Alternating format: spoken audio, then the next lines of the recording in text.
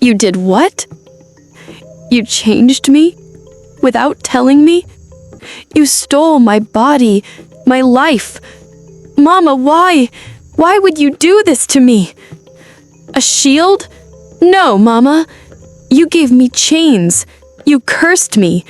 Every smile they see, every step I take, none of it is mine anymore.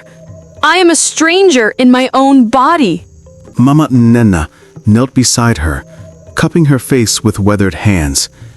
I saved you, Adanma, she whispered firmly, though her own eyes glistened. You were too beautiful for this world. I gave you a shield. No man could ever truly harm you.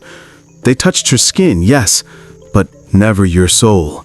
This is the chilling tale of Adanma, a girl whose grandmother, under the full moon, bound her womanhood to the spirit of a goat through an ancient ritual. What began as protection would soon become her deepest curse. In the quiet village of Umuokiri, nestled between the whispering palms and red clay roads, lived a girl named Adanma. Her name meant daughter of beauty, and true to it, her presence stirred the wind and made even the elders pause mid-sentence. Her skin glowed like roasted shea, her eyes held the mystery of moonlight, and her laughter could make a grieving widow smile. But beneath her beauty lay a sorrow that few knew. Her parents had died in a fire when she was just 5, leaving her in the care of her grandmother, Mama Nnenna, a revered herbalist and spiritual custodian of the village's ancient ways. Mama Nnenna, the grandmother, was feared and respected in the entire village. As a spiritual woman, her compound was filled with clay pots, dried herbs, and the constant bleating of goats brought by clients for sacrifice. She loved Adanma fiercely, but she also feared the world's hunger for beauty. Pretty girls are like ripe mangoes. Everyone wants a bite, even the ones with rotten teeth. So one night, under the full moon, Mama Nnenna performed a ritual that would alter Adanma's fate forever. She whispered incantations to Allah, the earth goddess, and made a secret exchange, Adanma's womanhood for that of a goat. The goat, named Ejiro, was sacrificed, and its essence was bound to Adanma's body. The spirits agreed. The girl would be protected, but the price was silence.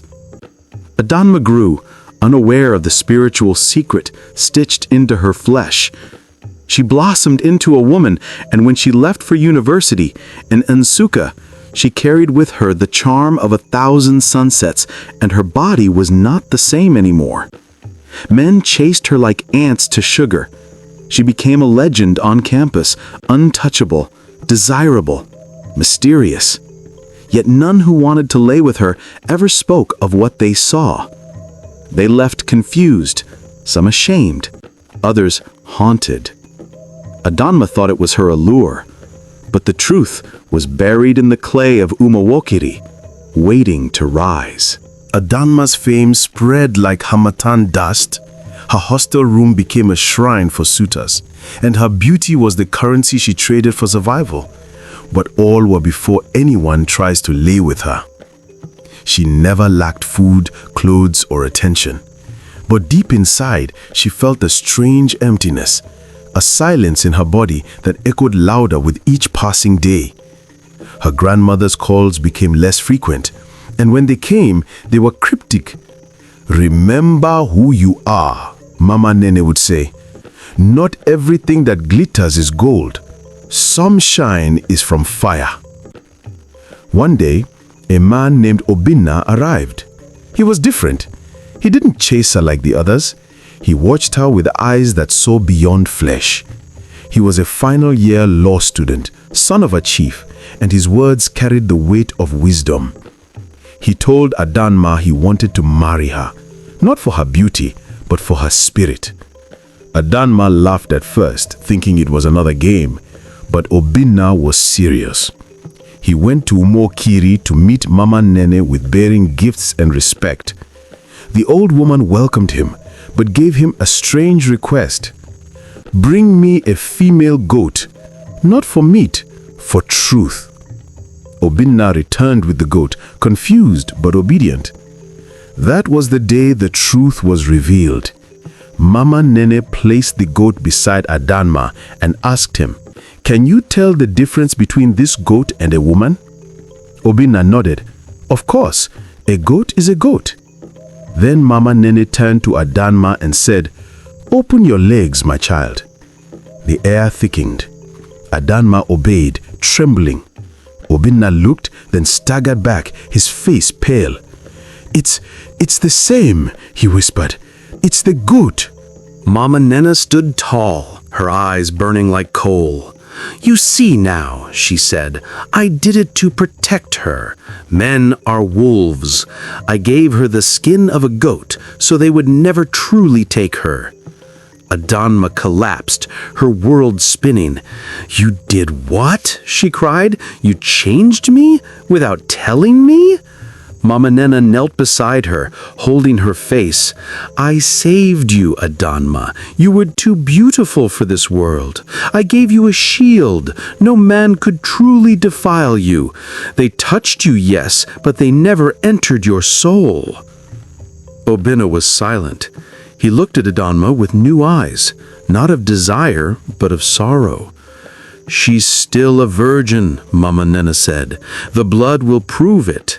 She brought out a calabash filled with herbs and whispered to it. Then she rubbed the mixture on Adanma's thighs and chanted. A wind blew through the compound, and Adanma screamed. Her body shook, her eyes rolled, and then she fell still. Mama Nnenna smiled. "It is done. Her womanhood has returned, pure, untouched."